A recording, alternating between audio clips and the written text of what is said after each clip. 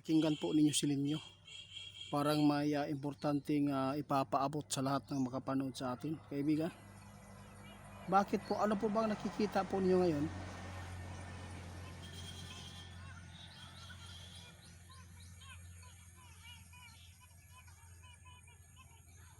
Sige, sige, sige.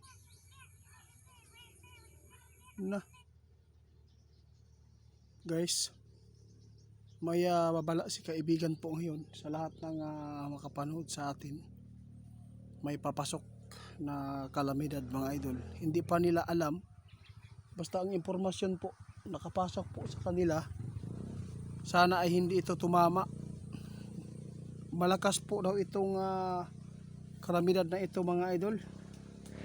Para hindi pa clear, kaibigan, na kung dito ba tatama sa Pilipinas. Nakapasok lang po ito sa kanilang kaharian. Kaya nagbabala si kaibigan sa lahat ng makapanood, maghanda lang po lagi tayo ngayon. Hindi lang po ang problema po sa digmaan ngayon sa ibang bansa. Oo, tama. Yung mga malapit sa sapa, kasi kung sino man po ang naka-encounter ng baha, no, mag-ingat po tayo. Basta nakita lang ni kaibigan po ngayon na mayroon pong impormasyon doon sa kanila, kaya agad po nila itong ipinapaabot sa atin para ma-share sa inyo. Hindi pa nila alam, hindi pa nila nakuha kung saan ito tatama. Parang nakikita ng ating kaibigan malayo, hindi po sa Pilipinas ito yata. Kasi sinabi na ating kaibigan, hindi po masyadong clear, kaibigan. Salamat po sa babala. Kahit hindi man daw klaro, guys, ang impormasyon na to sa kanila, kasi pag hindi klaro, malayo daw yan, no? Kadalasan na nasa ibang bansa. Mag-ingat po ang ating mga kababayan po sa ibang bansa ngayon dahil mayroon pong nakita si kaibigan. Abangan na lang po natin, mga idol, kasi mabalita po yan kung ano po ang pumasok sa kanila sa ibang bansa na magragasa, bagyo ba o ano po ang sakunang ito. Basta sinabi ng ating kaibigan, hindi po clear. Kapag clear po ito, nasa Pilipinas po tatama, kaya hindi pa rin tayo magkampante. Salamat ninyo.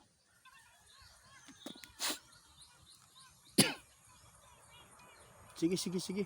Guys, sabi ni Linyo mag-ingat po kung sino man po yung mga mapaabutan dyan ng nagbabantay ng panahon natin, tulad po ng weathercaster, Pebbles. Mag-ingat at saka kung mayroon pong pagpapaabot sa inyo na yung mga area na yan, dapat lumikas po.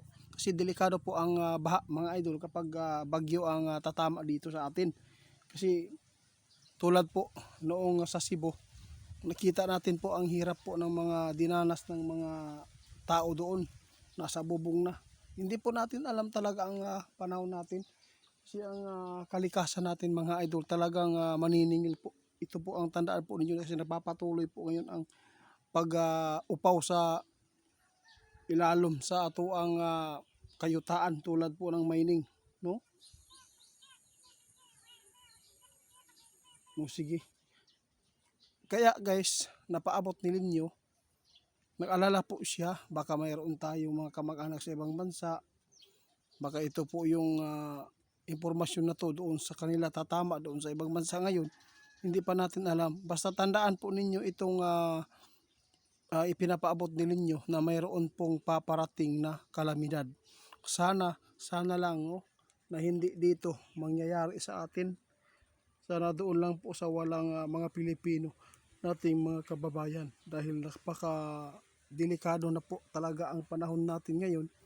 Kahit mainit, ang lindol po ang napaka agresibo sa impormasyon ng ating kaibigan na nakikita, lalo na sa ilalim ng karagatan ay mayroon pong nangyayari doon sa Jose Abad Santos, Davao Occidental, na biglang paglaki ng tubig. Ibig sabihin yan, mga sign po yan, mga palatandaan na hindi maganda na mangyayari po dito sa atin.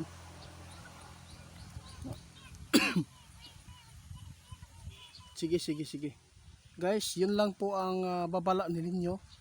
Kayo na lang po husga kung pakikinggan man ninyo itong babala ng ating kaibigan. Basta ang masabi po namin, laging maghanda. At saka kung ano man po ang mga mangyayari sa mundong ito, ay hindi tayo pwedeng makalimot sa pagdadasal sa Panginoon mga idol, dahil wala po tayong sandata kundi siya lang po talaga ang tutulong sa atin. Huwag po tayong magkampante ngayon dahil sa dami po ngayon ng mga tao na demonyo, mga inosente ang napapahamak. Ingat tayo sa mga pag-drive, no, pagmamaneho ng sasakyan. Maraming salamat.